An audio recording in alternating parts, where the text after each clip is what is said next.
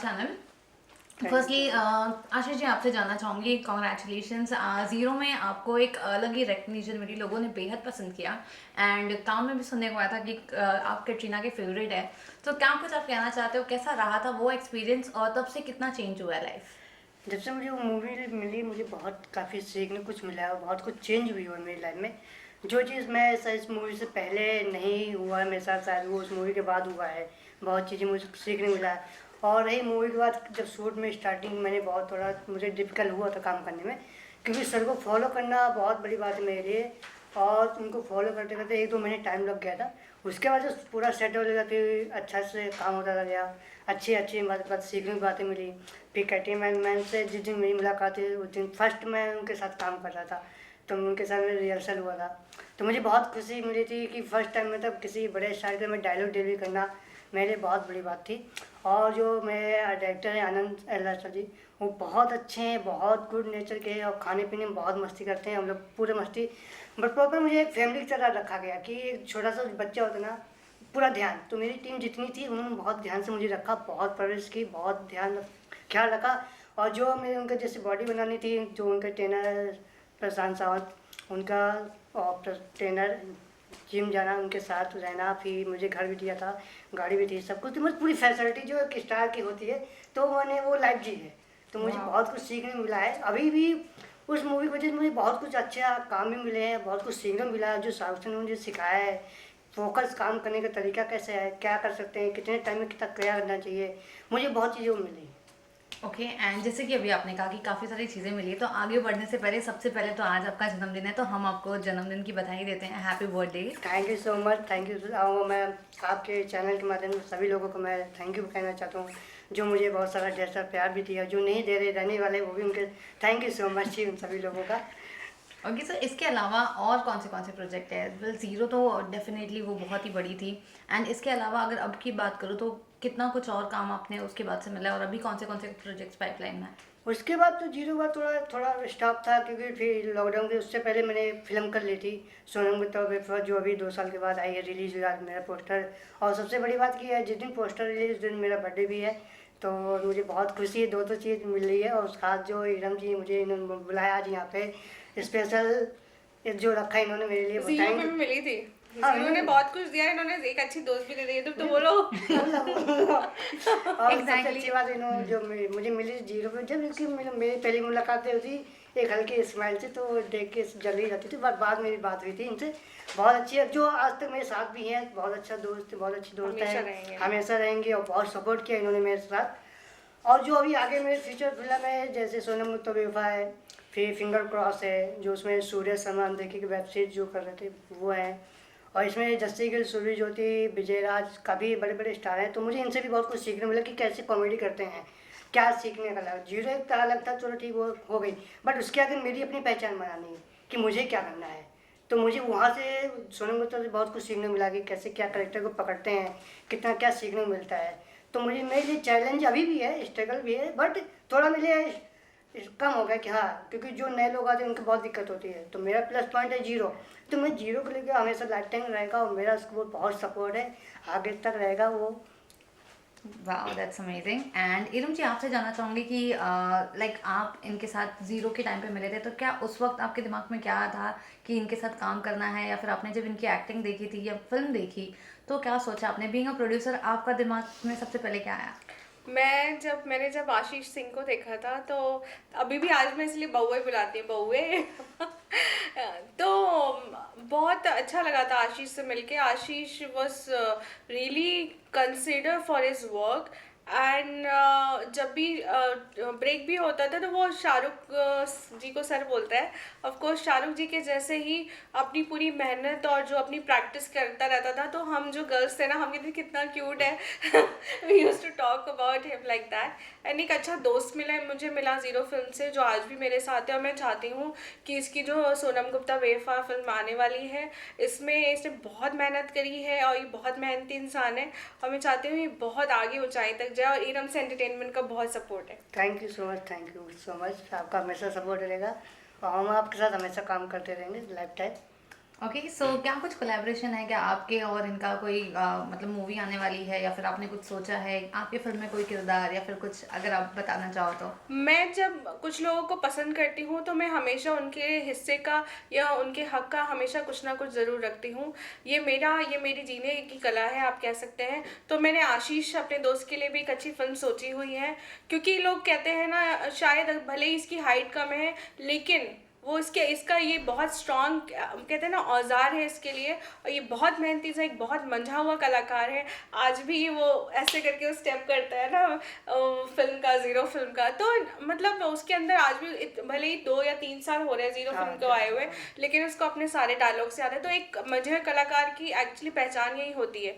तो जल्दी हम एक फिल्म लेके आ रहे हैं जिसमें आशीष के ऊपर ही फिल्म होगी, कि एक स्ट्रगल की कहानी होगी, और शायद आपको बहुत पसंद आएगी। एग्जैक्टली, स्ट्रगल की बात आपने की है तो हम इंडस्ट्री में यूजुअली देखते हैं कि जब कोई बॉनर रहता है तो उसे इतना ये नहीं देते, इंपॉर्टेंस नहीं देते, एंड बहुत ज़्यादा उनको फेस करना पड़ता है बहुत सारी चीज़ें। स्ट्रगल तो एक अलग बात है, लेकिन लोग उन्हें अलग नाम से पुकारते हैं, कहीं ना कहीं उनको पिन करते हैं, तो ये सारी चीज़ें भी क्या हमको देखने मिलेगी? मैंने बोला ना, स्ट्रगल वही होता है। जैसे शाहरुख जी की वो फिल्म थी ज़ीरो, जिसमें आशीष ने पूरा कैरेक्टर निभाया है, वो नासा तक भी गए हैं। तो ऑफ कोर्स एक अगर इंसान की हाइट छोटी है, बट वो इंसान इतना अच्छा है निजी ज़िंदगी में। उसने उसकी चाहे वो शादी हो, चाहे वो उसको नॉर्मल ज़िंदगी में अपना घर चलाने के लिए काम करना हो, तो इस तरीके के कितने पहलू हैं जो उसको रोज़ फेस करने पड़ते हैं। तो ऐसे ही कहते हैं ना, मैंने ताना बाना अपनी फिल्म का स्टोरी में बना हुआ है, और शायद आपको बहुत पसंद आएगी, क्योंकि आशीष जो फिल्म कर रहा है वो ज़ीरो के लेवल की तो मैं नहीं कहूँगी, लेकिन मैं पूरी कोशिश करूँगी कि बहुत बेहतरीन बना सकूँ। Thank you so much, thank you. और आपने जैसे बोला कि स्ट्रगल लोग करते हैं, तो वो होता है स्ट्रगल सबके पास।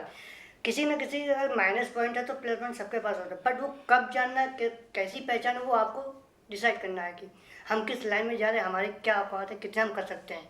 पहले सबसे पहले अपने आप को पहचानो कि मैं क्या कर सकता हूँ, उसके बाद ही डिसाइड कर सकते हैं। अगर आपको अपने आप नहीं पहचान पाओगे तो आप नहीं डिसाइड कर सकते हम क्या कर सकते हैं। सब लोग सोचते हैं यार मेरा ये है, मेरी प्रॉब्लम है, मेरी हाइट कम है, मैं लंबा हूँ, मैं कुछ नहीं कर सकता। सब कुछ कर सकते हो, बट पहले अपने आप सोचो कि हम किस लायक बने, हमें करना क्या है। वो main important है। मैं एक बात जरूर बोलूंगी।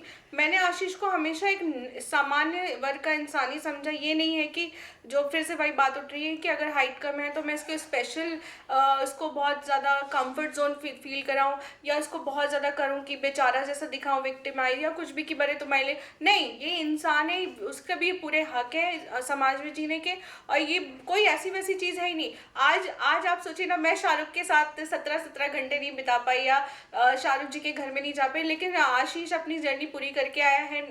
तो बहुत ही गर्व की बात है। मैंने बहुत, क्योंकि मैंने उनके साथ 200 दिन बिताए और उनके घर भी गया, हर दिन पार्टी वार्टी में मस्ती करना, बहुत मतलब फ्रेंकली तरह बात करना। जब भी लोग जिसका लोग सपना देखते हैं। जीरो के जितनी टीम जब भी जो मुझे मिलते हैं रास्ते में, तो ऑटोमेटिक मुझे गाड़ी रोक के बैठ के बात भी करते हैं। अभी कुछ दिन पहले कैटरीना मैम खुद रुकी थी, उन्होंने फिर गाड़ी रोका, मुझे बैठाया, बात की। मतलब कि याद क्या रहता है। और अभी वो इससे पहले मैं जब जीरो से पहले मैं दिल्ली में थिएटर भी करता था, इवेंट्स भी किए, नुक्कड़ नाटक किए, फिर गांव में रामलीला भी करता था। तो मेरी स्ट्रगल बहुत काफ़ी थी, मैंने जॉब भी किया है। तब उसके बाद मुझे यहाँ पे स्ट्रगल हुआ।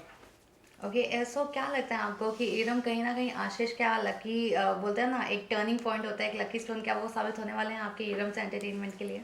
बिल्कुल, मैं कहूँगी शायद ही बिल्कुल आपकी बात सच्ची हो।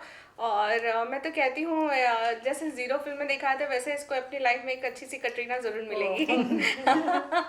तो ज़रूर जैसे इसकी ललक है काम करने के लिए, जो भरोसा है, जो टाइम लिमिटेशन है, he is really opportunist also. तो ऑफकोर्स ये मेरे लिए एक बहुत लकी चार्म साबित होगा इंशाल्लाह। ओके, और आशीष जी आपसे जानना चाहूँगी, जैसे कि अभी आपने कहा कैटरीना, शाहरुख, आपका ऑफ कोर्स मूवी से भी इतना लगाव था, अभी तक आपको सारे आपके डायलॉग्स याद हैं। सो जब भी आप उनको मिले हो, लाइक ऑन कैमरा तो हम सब देखते हैं, लेकिन ऑफ कैमरा अगर बात करो तो कितने अच्छे हैं या फिर कैसे हैं वो रियल लाइफ में? ऑफ कैमरा में देखो, सेट में जो बात होती है, सेट के बाद भी हम लोग बैठते थे, बातें होती थी, सिखाते थे मुझे ऐसा करना, ऐसा करना, बहुत चीज़ें नेचर, मतलब खाना पीना बाहर, बाकी सेट के बाहर भी जब भी, मतलब सासू हमेशा मुझे मिल के जाते थे दोनों टाइम। जब आते थे तब मिलते थे, जाते तब भी मिलते थे। जितने लोग मुझे, जैसे कोई भी हो, सलमान सर, कैटरीना, जितने अनुष्का, सब मिल के, मतलब वो होता ना कि आप रहता, क्यूट भी लग रहा हूँ, बच्चा भी लग रहा हूँ, तो लोग प्यार करते रहते थे, छेड़खानी चल रही है, मस्ती भी चल रही है। कई बार बाहर में मिले कई लोग तो मुझे अच्छा मतलब जान पहचान नाम से पुकारते हैं, तो ये मेरे लिए अच्छी बात कि मेरे नाम से लोग जानते हैं। इम्पोर्टेंट हो कि मुझे कितने लोग जानते हैं वो मेरे लिए इम्पोर्टेंट है, और मेरा काम कैसा है वो इम्पोर्टेंट। लोगों के जब काम दिखेगा तभी लोग काम भी देते हैं। राइट और अगर स्ट्रगल लाइफ की बात करूँ तो ऑफकोर्स आपकी जर्नी काफ़ी इंस्पायरिंग है एंड लोगों को कहीं ना कहीं जो है जो अपनी उम्मीद हार जाते हैं या खो देते हैं उनके लिए काफ़ी अच्छा होगा कि सब्र करो। और जैसे कि Yeah. हम देखते हैं एंड इरम जी आपसे जानना चाहूँगी कि आपका मतलब इतना ज़्यादा वक्त हो गया इरम एंटरटेनमेंट को लॉन्च करके एंड उसके बाद आपने इतनी सारी फिल्में की, लेकिन ऐसी कौन सी खास फिल्म है आपकी आपके प्रोडक्शन हाउस की जो आपको कहीं ना कहीं काफ़ी पसंद है एंड अगर सीक्वल बनाने का मौका मिले तो उसका आप सीक्वल बनाना चाहो? ये ऐसी फिल्में भी मैंने बनाई नहीं है एक्चुअली। सच बताऊं क्यों, क्योंकि मैं अपने आप की बहुत बड़ी कॉम्पिटिटर हूँ एंड मैंने फिल्में अच्छी बनाई हैं और मैं बहुत बेहतरीन बना रही हूँ, लेकिन मैं एक ऐसी फिल्म बनाना चाहती हूँ जो कि मैंने आपको बताया भी इंटरनेशनल फिल्मों की, और उसका सीक्वल भी मैंने पहले से सोच रखा है। जो हमारे सुल्तान काबूस हैं जो इस दुनिया में नहीं है उनके ऊपर मैं फिल्म बनाना चाहती हूँ, और मैं चाहती हूँ कि उसका रीमेक भी ज़रूर बनाऊँगी। तो ये मेरे दिमाग में बहुत पहले से है और मैं अपनी पूरी कसर नहीं छोड़ूंगी जिसमें कि मैं एक बहुत ही अच्छी फिल्म आप सबके सामने पेश कर सकूं। ओके सो आप तो वेल आशीष जी के ऊपर ऑलमोस्ट बायोपिक ही बना रहे हो। अगर मैं बायोपिक वर्ड यूज़ करूँ तो गलत नहीं होगा क्योंकि उन्हीं की जर्नी उन्हीं का स्ट्रगल है। लेकिन अगर आपसे पूछूँ आपकी अगर जर्नी पे बनाना हो बायोपिक तो आपको क्या लगता है कौन सी एक्ट्रेस फिट कर सकती है आपका रोल? ऑफ कोर्स वैसे तो अगर आपने क्वेश्चन पूछा है तो बात सच है, लेकिन जो मेरी कहानी है ना, जो मैंने कहानी जी है अपनी ज़िंदगी, निजी ज़िंदगी, मेरे से बेहतर, मेरे से ज़्यादा मेरी तकलीफ़ें, मेरे आंसू, मेरी खुशी मेरे से ज़्यादा कोई नहीं समझ पाएगा। तो मैं चाहूँगी कि शायद मैं इस लायक, इस काबिल बन जाऊँ आगे जाके कि मैं अपनी बायोपिक में ज़रूर काम कर सकूँ। खुद ही होगा, मुझे भी दे देना। Yes correct. ओके हम वो वाला जीरो वाला भी साथ डालेंगे, है ना? ओके एंड इसके अलावा क्या कुछ नाम आप सोचते हो कि जिस तरीके की जर्नी आपकी रही है अगर टाइटल होगा तो आपकी फिल्म का आपकी लाइफ का वो क्या टाइटल होगा? टाइटल तो मैंने पहले भी स्टार्ट करके रखा है, that's in trend now, hashtag ores women. Ores women आप गूगल कर लेना। ओर्स वुमेन का मतलब ही यही है कि चुनौतीपूर्ण जिंदगी को एक नेतृत्व करना। तो वैसे ही मैंने अपनी ज़िंदगी में नेतृत्व किया, that's a very formal word, that's okay. तो मैंने ओर्स वुमेन नाम की ऐसे फिल्म ज़रूर लेके आना चाहती हूँ जो शायद एक बहुत बड़ा पिलर साबित होगी, माइलस्टोन साबित होगी मेरी ज़िंदगी का। ओके एंड इसके अलावा इतने सारी चीज़ें हैं आपकी। रिसेंटली आप भी जो है परफेक्ट वुमन मैगजीन के कवर पे आए। यूजुअली लोगों का मैगजीन कवर एक ड्रीम होता है। सो क्या कुछ आप कहना चाहोगे, कैसी है फीलिंग और कैसे हुआ ये एसोसिएशन? अमेजिंग एक्सपीरियंस, क्योंकि 15 आर्टिस्टिक वुमेन के बीच में आना, and perfect women magazine which is India's leading magazine now, और इस 15 आर्टिस्टिक वुमेन में सलीना जेटली भी आई हैं, इशिता दत्ता भी आई हैं और काफ़ी नोन सेलेब्स भी आए हैं। तो इन बिटवीन अगर इरम फरीदी का नाम आ रहा है जो कि एक इरम्स एंटरटेनमेंट प्रोडक्शन हाउस की ओनर है, या फिर एक वो बिजनेस वुमेन है या सोशल एक्टिविस्ट है, तो मेरे लिए बहुत गर्व की बात है ये। ओके एंड कहीं ना कहीं आपका अगर इंटरनेशनल प्रोजेक्ट की बात करो तो हॉर्नबिल एसोसिएशन भी आपका यही साल हुआ है, इनफैक्ट कुछ दिन पहले ही हुआ है। जी तो जी। उसके बारे में कुछ बताइए, क्या है ये हॉर्नबिल कंपनी एंड कैसा एसोसिएशन है एंड इससे क्या फ़ायदा हो उसका? We are already associated with one of Omani company, लेकिन अभी ऑनबिल जो कंपनी है ये इंडिया के लोगों की ही कंपनी है। They are based in Muscat और ये बहुत अच्छा काम कर रहे हैं। They are working for GCC like us and they are business provider and we are a business consultant. तो इस तरीके का सामंजस्य हमने बैठाया हुआ है और हम चाहते हैं कि हम बहुत जल्द लाइमलाइट में आए और इतने सारे प्रोजेक्ट करें कि बहुत सारे इंटरव्यूज आप लेंगे हमसे। बहुत सारे इंटरव्यू, बहुत सारा पैसा है। यस। ओके एंड आपकी जो अपकमिंग फिल्म है डिस्कनेक्ट, उसके बारे में कुछ बताइए कि क्या डिस्कनेक्ट है, कौन सा चीज़ है वो, और लाइफ में आपने कभी ऐसे डिस्कनेक्ट कोई चीज़ में फील किया है? यस, एक इस सरप्राइज नहीं कहूँगी, एक हिंट दूंगी।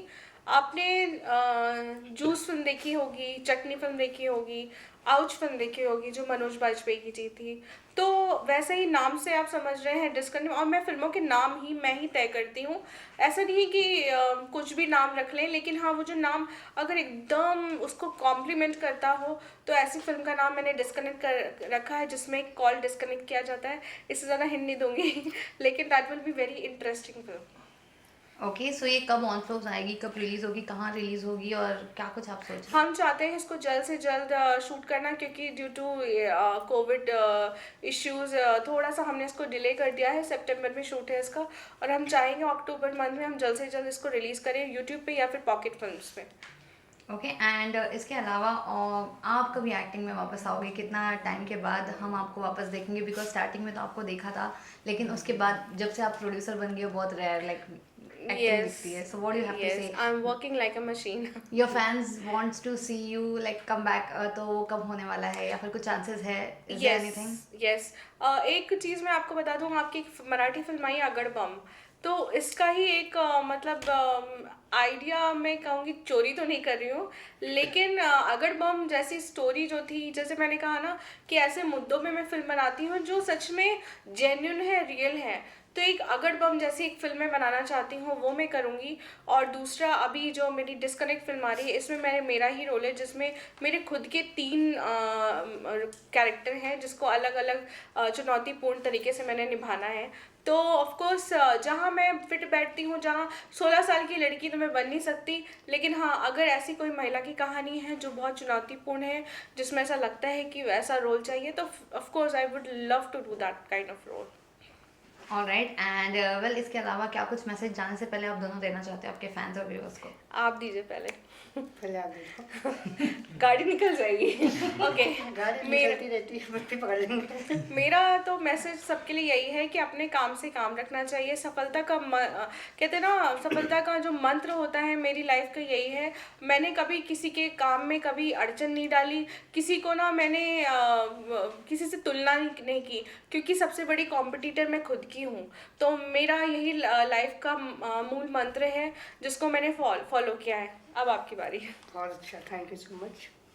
मैं ये कहना चाहूँगा कि लोगों को कि अपने काम पे काम ध्यान रखें, कि जो चीज़ में आप डिसाइड कर रहे हैं कि मुझे ये करना है, तो उससे पहले सबसे पहले आप अपनी फैमिली से पूछ लीजिए, राय ले लीजिए कि मुझे ये करना है। अगर वो सपोर्ट करे तो अच्छी बात है, नहीं करे तो थोड़ा रास्ता चेंज कर सकते हैं। बाकी अगर आपका पहले टारगेट इम्पोर्टेंट है, अगर आपके पास टारगेट है तभी आप वो चीज़ कर सकते हो। तो मैं यही कहूँगा कि आप लोग काम पे अपना ध्यान रखें, और जितना अच्छे से काम करेंगे, जितना ध्यान देंगे काम पे, उतना अच्छा रहेगा। और उस चीज़ के बारे में, जो काम आप करना चाहते हैं, उस चीज़ के बारे में जानना बहुत ज़रूरी है। तो मैं यही बस, थैंक यू सो मच आप सभी लोगों का, थैंक यू सो धन्यवाद मच। आप लोगों का।